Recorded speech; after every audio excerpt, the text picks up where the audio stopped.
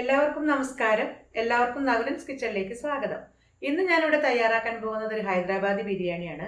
അപ്പോൾ അത് എങ്ങനെയാണ് തയ്യാറാക്കുന്നത് നോക്കാം. അതിനു മുൻപേ ആദ്യമായിട്ട് ഈ ചാനൽ കാണുന്നവരുണ്ടെങ്കിൽ സബ്സ്ക്രൈബ് ചെയ്യാനും ബെല്ലൈക്കൺ ക്ലിക്ക് ചെയ്യാനും ഒന്നും മറക്കരുത്. ഇനി നമുക്ക് വീഡിയോയിലേക്ക് പോകാം. ഹൈദരാബാദ് ബിരിയാണിക്ക് പ്രധാനമായിട്ട് നമ്മൾ ഉണ്ടാക്കേണ്ടത് ഇതുപോലെ സവോള വറുത്ത് കോരുക ചെയ്യേണ്ടത്. ഇതിപ്പോൾ 2 കിലോ ചിക്കനിലേക്ക് ഞാൻ 1 കിലോ സവോള വറുത്ത് കോരി എടുക്കുന്നുണ്ട്. ഇതുപോലെ വറുത്ത് കോരി ഇളം ബ്രൗൺ നിറാകുമ്പോൾ എടുത്ത് വയ്ക്കുക. അതിനൊരു 3/4 ഭാഗം നമുക്ക് ചിക്കനിലേക്ക് ചേർക്കാം. ബാക്കിയൊക്കെ ഒന്ന് ചോറ് വിളമ്പുമ്പോൾ ഒന്ന് അലങ്കരിക്കാൻ എടുക്കാം. ഇത് 2 കിലോ ചിക്കൻ ഉണ്ട്. ഇതിലേക്ക് നമുക്ക് ആദ്യം സവോള വറുത്ത് കോരിയത് ചേർക്കാം. നല്ലോണം ഞെരടിയിട്ട് വേണം, ഇങ്ങനെ ഞെരടിയിടണം, നല്ല പിടിക്കുകയുള്ളൂ. ഇതിൽ നമ്മൾ വഴറ്റുന്നില്ല, അപ്പോൾ ഇത് മാത്രമേ ഉള്ളൂ സവോള. അപ്പോൾ നല്ലോണം അധികം ഇട്ടാലും നല്ല ടേസ്റ്റാണ്. ഇനി ഇതിലേക്ക് കുറച്ച് പൊടികൾ ചേർക്കാം. 1 ടീസ്പൂൺ മഞ്ഞൾപ്പൊടി, 2 ടീസ്പൂൺ മുളക് പൊടി, 2 ടീസ്പൂൺ ബിരിയാണി മസാല. ബിരിയാണീൻ്റെ മസാല പെരിഞ്ജീരകം, കുരുമുളക്, സാജീരകം ഇതെല്ലാം കൂടി ചേർത്തിട്ടുള്ളത്, ഏലക്കായ, പട്ട, ഗ്രാമ്പു ഇതെല്ലാം കൂടി ചേർത്തുള്ളത്. ഇനി മുഴുവനോടുള്ള പട്ട, ഗ്രാമ്പു, ഏലക്കായ അതൊരു വളരെ കുറച്ച് എല്ലാം കൂടി ഒരു 2 ടീസ്പൂൺ കിട്ടത്തക്ക വിധത്തിൽ ഇടുക. ഇനി ചതച്ച ഇതുപോലെ എന്താ പറയുക, ചില്ലി ഫ്ലേക്സ്, ചതച്ച മുളക്, ഇങ്ങനെ ഇതൊരു 1.5 ടേബിൾ സ്പൂണുണ്ട് കേട്ടോ. 2 ടേബിൾ സ്പൂൺ ഇഞ്ചി, 2 ടേബിൾ സ്പൂൺ വെളുത്തുള്ളി ചതച്ചത് ഒക്കെ ചതച്ചിട്ടിടുക. പിന്നെ ഉള്ളത് സാജീരകമാണ്, ഇത് 2 ടീസ്പൂൺ ഇടുക. പിന്നെ ഒരു 50 ഗ്രാമോളം മല്ലിച്ചപ്പ് അരിഞ്ഞത്, 50 ഗ്രാമോളം പുതിന അരിഞ്ഞത്, ഇതൊക്കെ കൂടെ ചേർക്കുക. ഒരു 2 ടേബിൾ സ്പൂൺ സൺഫ്ലവർ ഓയിൽ, ഒരു 2 ടീസ്പൂൺ നെയ്യ്, 2-3 ടീസ്പൂൺ ഉപയോഗിക്കാം കേട്ടോ. ഇതൊരു 4 ടേബിൾ സ്പൂൺ തൈരുണ്ട്, അതും കൂടി ഇതിലേക്ക് ആഡ് ചെയ്യാം. ഇനി ആവശ്യത്തിന് ഉപ്പ് ആദ്യം ഇട്ട് നോക്കുക, അതിന് ശേഷം പിന്നെ വേണമെങ്കിൽ ചേർത്താൽ മതി. ഇനി ഒന്ന് നല്ലപോലെ മിക്സ് ചെയ്യണം. ഇത് നല്ലപോലെ മിക്സ് ചെയ്തതിന് ശേഷം ഇതിലേറെ എരിവ് വേണമെന്നുള്ളവർക്ക് എരിവ് കൂട്ടിയെടുക്കാം. മുളകൊക്കെ ചതച്ചത് കുറച്ചും കൂടി എടുക്കാം. അതെല്ലാം കുറവാണെങ്കിൽ കുറച്ചെടുക്കാം കേട്ടോ. നല്ലപോലെ മിക്സ് ചെയ്തിട്ട് മാറ്റി വയ്ക്കുക. ഇനി ഇതിലേക്ക് വേണ്ടത് കുറച്ച് ടൊമാറ്റോ സോസാണ്. ഇതൊരു 2 ടീസ്പൂണോളം കേട്ടോ. അതേപോലെ ചില്ലി സോസ്, ഇത് ടൊമാറ്റോ അല്ല ചില്ലി തന്നെയാണ്, അതും ഒരു 2 ടീസ്പൂൺ. ഇനി ഒന്നുകൂടി മിക്സ് ചെയ്യാം. ഇനിയാണത് മാറ്റി വയ്ക്കണത്. ഇത് ഒരു 1/2-3/4 മണിക്കൂർ അല്ലെങ്കിൽ 1 മണിക്കൂറാണെങ്കിലും വെച്ചാൽ നല്ലതാണ്. അങ്ങനെ മാറ്റി വയ്ക്കാം. ഇനി ഇത് മാറ്റി വെക്കുന്നതിന് മുന്നേ ഒരു കാര്യം മറന്നു, ഈ തക്കാളി കൂടി ചേർക്കണം കേട്ടോ. ഞാൻ 3 വലിയ തക്കാളി ഇട്ടിട്ടുണ്ട്. അപ്പോൾ അതും കൂടി ഇതിൽ ആഡ് ചെയ്യണം.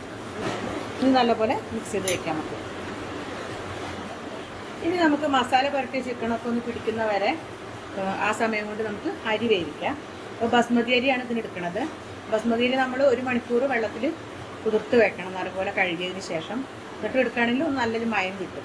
അപ്പോൾ 1 കിലോ ബസ്മതി അരിക്ക് നമ്മൾ 3 ലിറ്റർ വെള്ളമാണ് ഇപ്പോൾ കുക്കറിൽ എടുത്തിരിക്കുന്നത്. ഇത് 3 ലിറ്റർ വെള്ളമുണ്ട്. ചിക്കൻ ഇപ്പോൾ ഒരു 3/4 മണിക്കൂർ നമ്മൾ മാരിനേറ്റ് ചെയ്ത് വെച്ചതാണ്, അത് നമ്മൾ അടുപ്പത്ത് വെച്ചിട്ടുണ്ട്. ഇനി ഉപ്പില്ല തോന്നുകയാണെങ്കിൽ അല്ലെങ്കിൽ എരിവില്ല തോന്നുകയാണെങ്കിൽ ഒക്കെ ഇപ്പോൾ ചേർത്ത് കൊടുക്കും. ഇപ്പോൾ എല്ലാം പാകത്തിനാണ്. നമ്മളത് അടച്ച് വെച്ച് വേവിക്കാം. ഒരു 3/4 വേവാവുന്നവരെ നമ്മളിത് വേവിച്ചെടുക്കണം. തീയൊന്ന് ആദ്യം കൂട്ടി ചൂടായതിന് ശേഷം, പാത്രം ഒന്ന് ചൂടായതിന് ശേഷം ഒന്ന് മീഡിയം ഫ്ലെയിമിലിട്ട് നമുക്കിത് വേവിച്ചെടുക്കാം. വെള്ളം തിളച്ച് വരുന്നുണ്ട്. ആ സമയത്ത് നമുക്ക് 1 ടീസ്പൂൺ ഇതുപോലെ സാജീരകം വെറുതെ ഇട്ട് കൊടുക്കാം. ഒരു ബേ ലീഫ് ഇട്ട് കൊടുക്കാം. 4 ഏലക്ക ചതച്ചത്, ഇത് പട്ട ചെറിയൊരു 3-4 കഷ്ണം ഇട്ട് കൊടുക്കാം. ഒരു 7 ഗ്രാമ്പു. ഇനി ഉപ്പാണ് വേണ്ടത്, അപ്പോൾ കുറച്ചിട്ട് കൊടുക്കുന്നുണ്ട്. വെള്ളത്തിൽ രുചി നോക്കിയാൽ മതി, കുറച്ച് മുന്തി നിൽക്കുന്ന രീതിയിൽ നോക്കിയാൽ മതി. അത് കഴിഞ്ഞതിന് ശേഷം നമുക്ക് അരി ഇട്ട് കൊടുക്കാം. ഉപ്പ് കുറച്ചും കൂടി വേണം. ഇനി നമുക്ക് അരി ഇട്ട് കൊടുക്കാം. ബസ്മതി റൈസാണ് നമ്മൾ എടുക്കുന്നത്. 1 കിലോ എടുത്തിട്ടുണ്ട്. ഇതിലേക്ക് 3 ലിറ്റർ വെള്ളമാണ് ഇപ്പോൾ തിളപ്പിച്ചിരിക്കുന്നത്. അതായത് അത് ഊറ്റിയെടുക്കാൻ പാകത്തിനുള്ള വെള്ളം എടുക്കുക. ചോറ് നല്ലപോലെ വെന്ത് കുഴയണ്ട കേട്ടോ, അതിൻ്റെ മുന്നേ തന്നെ നമുക്ക് എടുക്കാം. ഇതിൽ കുറച്ച് ക്യാരറ്റ് കൂടി ഇടുന്നുണ്ടേ, ചെറുതായിട്ട് നുറുക്കിയതാണ്. ഒന്നും കൂടി വേവാണ്ട്, നല്ലപോലെ വെന്ത് അളിയേണ്ട കാര്യമില്ല, ഒന്നും കൂടി വേവണം. ഇപ്പോൾ അരി വെന്തിട്ടുണ്ട്. ഇനി ഇത് കുഴയുന്നതിൻ്റെ മുന്നേ നമുക്കിതൊന്ന് വാർത്തെടുക്കാം. ചിക്കൻ ഇടയ്ക്കൊന്ന് ഇളക്കി കൊടുക്കാം. ചിക്കൻ ഒരു 3/4 വെന്തിട്ടുണ്ട്. ഇനി നമുക്കിത് ദമ്മിടാം. Stove off ചെയ്തിട്ടുണ്ടേ. ഞാൻ ഇവിടെ വലിയൊരു ബിരിയാണി ചെമ്പ് അടുത്തിട്ടുണ്ട്, കുറച്ച് വലുത് ബിരിയാണി പോട്ട്. അപ്പോൾ അതിലേക്കാണ് ഇടുന്നത്. ഇനി നമുക്കിതിൻ്റെ മേലെ അരി ഇടാം. അതിൻ്റെ മുന്നായിട്ട് നമുക്കൊരു വാഴേൻ്റെ ഇല കഷ്ണം വെക്കാം കേട്ടോ. അതിൽ നിർബന്ധമൊന്നുമില്ല, വെറുതെ അരി ചോറ് ഇട്ടാലും മതി, കുഴപ്പമൊന്നുമില്ല. ഇതിങ്ങനെ ഇങ്ങനെ ഇടയ്ക്കൊന്ന് ഇങ്ങനെ കീറി കൊടുത്താൽ മതി. ഇനി നമുക്കിതിൻ്റെ മേലെ ചോറിട്ട് കൊടുക്കാം. ചോറ് ഇതുപോലെ ഉലർന്ന് കിട്ടിയിട്ടുണ്ട്, ഇതിങ്ങനെ ഇട്ട് കൊടുക്കാം.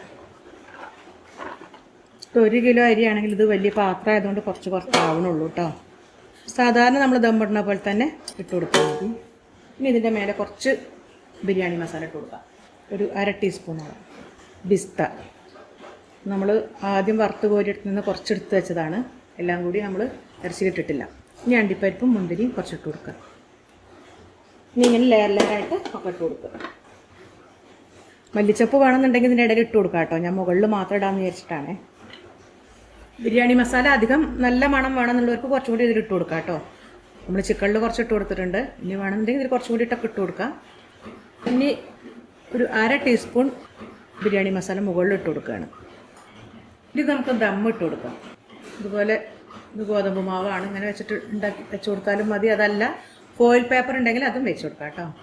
ദം ഇടാൻ റെഡിയാക്കിയതിന് ശേഷം ചെറിയ പൈനാപ്പിൾ കഷ്ണങ്ങൾ ഇതിൻ്റെ മേലെ ഇട്ട് കൊടുക്കുക, അല്ലെങ്കിൽ പാലിൽ കലക്കിയ കുങ്കുമപ്പൂ ഒഴിച്ചു കൊടുക്കുക ഒക്കെ ചെയ്യാം. ഞാനിപ്പോൾ ഇവിടെ അതൊന്നും ചെയ്യണില്ല. ഇതിൽ 2 ടേബിൾ സ്പൂൺ നെയ്യ് മാത്രം ഒഴിച്ചു കൊടുത്തിട്ടുണ്ട്. ഇനി ഇതിൽ ഇതുപോലെ ഒരു അടപ്പുണ്ട്, ഇതിൻ്റെ ഉള്ളടപ്പുണ്ട്. ഇതുകൊണ്ട് നമ്മൾ അടച്ച് വയ്ക്കുകയാണ്. ഇനി ഇതിൻ്റെ അടപ്പ് ഇതിൻ്റെ മുകളിൽ വയ്ക്കുക. ഇനി തീ കൊടുക്കുക. നല്ലൊരു ഫ്ലെയിം ഞാൻ വെച്ച് കൊടുത്തിട്ടുണ്ട്. ഒന്ന് പാത്രം ചൂടായതിന് ശേഷം നമുക്കതൊന്ന് ലോ ടു മീഡിയം ഫ്ലെയിമിൽ വെച്ചിട്ട് ആവിയേറ്റാം. ഞാനിപ്പോൾ ഇത് 50 മിനിറ്റോളം വെച്ചിട്ട് ഇത് തുറക്കുകയാണ്. നമുക്കൊന്ന് നോക്കി നോക്കാം. നമ്മുടെ അടിപൊളിയായിട്ടുള്ള ഹൈദരാബാദി ബിരിയാണി റെഡി ആയിട്ടുണ്ട്. ഇത് നമുക്ക് പാത്രത്തേക്ക് എടുക്കാം. ഇതൊരു ചമ്മന്തിയാണ്. ഇതിൻ്റെ റെസിപ്പി ഞാൻ ആദ്യം മട്ടൻ ബിരിയാണിയിലും ഫിഷ് ബിരിയാണിയിലും ഇട്ടിട്ടുണ്ട്. അപ്പോൾ നിങ്ങൾ അതും കൂടി ഒന്ന് പോയി കാണണം. അപ്പോൾ ഈ വീഡിയോ ഇഷ്ടമായെങ്കിൽ ലൈക്ക് ചെയ്യാനും ഷെയർ ചെയ്യാനും കമൻറ്റ് ചെയ്യാനും ഒന്നും മറക്കരുത്. അടുത്ത നല്ല വീഡിയോസ് ആയിട്ട് വരുന്നവരേക്കും ബൈ.